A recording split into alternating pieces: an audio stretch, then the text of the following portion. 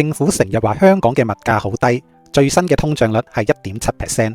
但如果你信佢講，一係你未食過兩餸飯，一係你好有錢。其實港府嘅數據就好似港女嘅美圖秀秀咁，整尖塊面，整細個鼻，再加個重口味嘅濾鏡，最後張相出嚟，連佢老母都唔認得。但佢偏偏要用呢張相話俾人聽，香港嘅物價仲係好健康。今日我哋就研究下呢套修圖伎倆，睇清楚呢個不能說的秘密。通脹率反映現實？錯，通脹率就好似一個人塊面，由眼耳口鼻，即係 CPI 拼湊而成，要化妝修圖先可以見人，並唔反映現實。租金佔4成幾係最多，所以政府要將公屋租金計埋入去，拉低個數。至於排第二大權重嘅食物同消費品，政府仲有4大美顏招式去改。多元回歸分析 ，iPhone 功能勁咗，所以係變相減價，要人手調低翻個價佢。拉氏指數，邊種嘢貴到離晒譜，就調低佢嘅權重。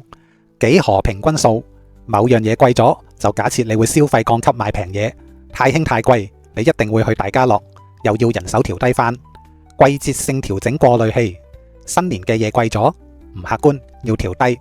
政府就係用呢啲瘦身瘦面嘅數學濾鏡，響視覺上將通脹率呈現成最健康嘅狀態，掩蓋佢不可告人嘅真面目。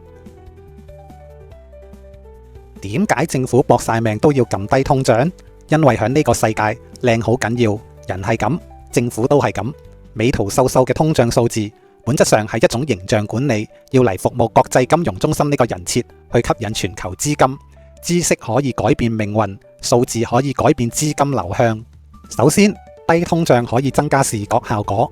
根據公式，實質利率等於名義利率減通脹率，通脹率越低，港元資產望落去嘅實質回報就越迷人，色迷迷嘅資金先至會心動入市。第二係要喺亞太區嘅選美贏過其他人。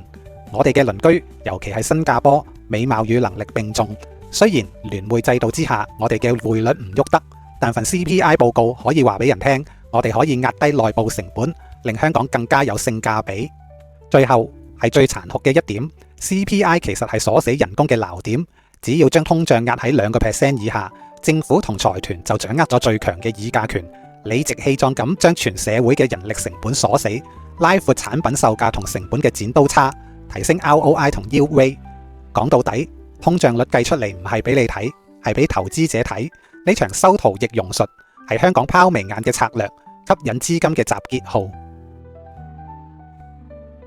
美圖秀秀最強大嘅功能係將醜人變靚，照騙全世界。港府呢套 CPI 修圖大法，目的係幫地產同金融呢兩個人老珠黃嘅產業 P 圖，拉長回報曲線，營造低成本高實質利率嘅名媛人設，響國際市場繼續釣金龜。只要個濾鏡一日唔拆穿，呢場高地價高息差嘅資本爛片就可以繼續演落去。欣賞完香港呢張精緻嘅 P 圖，下一集我哋去睇下中國同美國呢兩個大國又點樣利用美圖秀秀玩一場更大規模、更重口味嘅金融易容。